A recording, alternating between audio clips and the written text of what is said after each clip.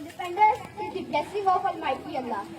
I am proud to be the citizen of that country, which is the nuclear power in the world. I am the citizen of that country, which has the sixth largest army in the world.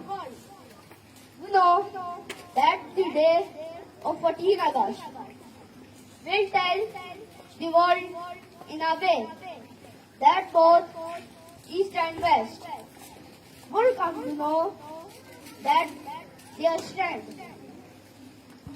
A country named Pakistan, a lovely peace with secure land, and a home for a Musliman, a kind effort, a point drink, a new beginning, point a stream filled with the Muslim blood. Dear friends, 14 August is not just a day. It is a day when thousands of brave freedom fighters sacrifice their lives to get freedom from British rule. Due to these freedom fighters and brave heroes, we are living a happy life. That's why we must celebrate 14 August.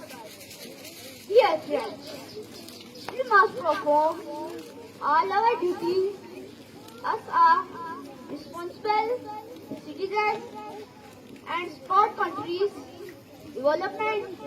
Let us all pledge to work hard and make our country the strongest, powerful in the world. Thank you.